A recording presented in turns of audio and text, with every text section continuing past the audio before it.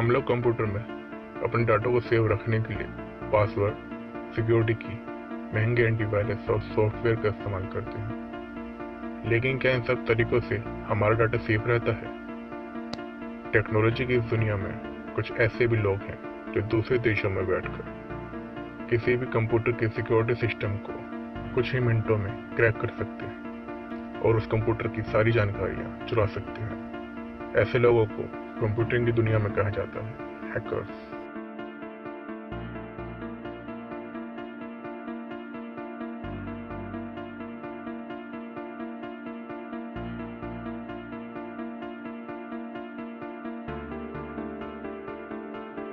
Hackers आज दुनिया के सभी देशों के लिए सबसे बड़ी मुसीबत बने हुए हैं।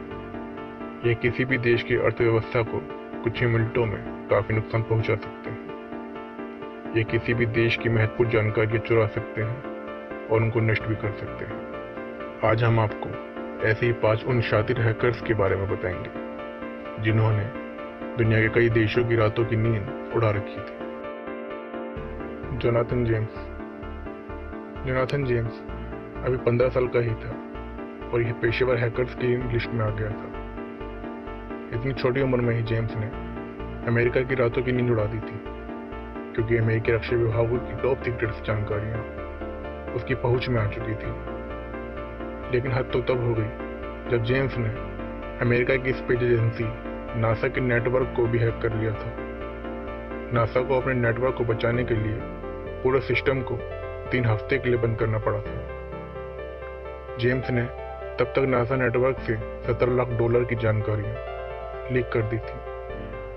साल 2007 में पुलिस ने जेम्स को गिरफ्तार कर लिया। केविन पॉल्सन को हैकिंग की दुनिया में डार्क दांते के नाम से भी जाना जाता है। केविन एफबीआई की नजरों में तब आया था जब उसने एक रेडियो शो जीतने के लिए पूरे रेडियो स्टेशन के नेटवर्क को ही हैक कर लिया था। केविन ने पूरे 15 मिनट तक रेडियो स्टेशन की सभी टेलीफोन लाइनों को जाम कर दिया था। जब एफबीआई केविन पर कार्रवाई करने की तैयारी में थी तो केविन ने पूरे एफबीआई के नेटवर्क को ही हैक कर लिया और कई महत्वपूर्ण सूचनाएं लीक कर दी। बाद में एफबीआई ने केविन को साइबर क्राइम करने के जुर्म में पकड़ लिया। सजा काटने के बाद केविन ने पत्रकारिता में जाने का फैसला लिया। आज वह एक न्यूज एजेंसी में सीनियर एडिटर है। जीनसन जेम्स एंड चिता। जीनसन हाई स्कूल फेल था, लेकिन उसने एक ऐसा वायरस सॉफ्टवेयर बना लिया था जो एक बार किसी भी कंप्यूटर में जाने के बाद उसकी सारी लॉगिन डिटेल को हैक कर लेता था। इस तरह जीनसन ने दुनिया के 5 लाख कंप्यूटर पर अपना कब्जा जमा लिया था। यहाँ तक कि मल्टीनेशनल कंपनीज की वेबसाइट भी उसकी पहुंच में आ चुकी थी। जीनसन ने उन सब से मनमाना पैसा वसूला था। यह मामला जब एफबीआई के सामने आया तो जीनसन को पकड़ने के लिए उन्होंने एक स्टिंग ऑपरेशन चलाया और साल 2005 में जीनसन एफबीआई की गिरफ्त में आ सका। एंड्रियन ने अपने जीवन के शुरुआती साल बेहद गरीबी में बिताए थे। भले ही एंड्रियन के पास हैकिंग के लिए महंगे सॉफ्टवेयर और इंस्ट्रूमेंट नहीं थे, लेकिन वह किसी भी पब्लिक साइबर कैफे में बैठकर ही बड़ी बड़ी कंपनियों के कंप्यूटर सिक्योरिटी सिस्टम को हैक कर सकता था। एंड्रियन ने न्यूयॉर्क टाइम्स, माइक्रोसॉफ्ट जैसी बड़ी कंपनियों के नेटवर्क तक को हैक कर लिया था। लेकिन एंड्रियन ऐसा इसलिए करता था क्योंकि वह इन कंपनियों के नेटवर्क के सिक्योरिटी सिस्टम की खामियों को दुनिया के सामने लाना चाहता था। बाद में पुलिस ने एंड्रियन को साइबर क्राइम करने के जुर्म में गिरफ्तार कर लिया और अदालत ने उस पर $65,000 का जुर्माना लगाया और 6 माह की केस सुनाई।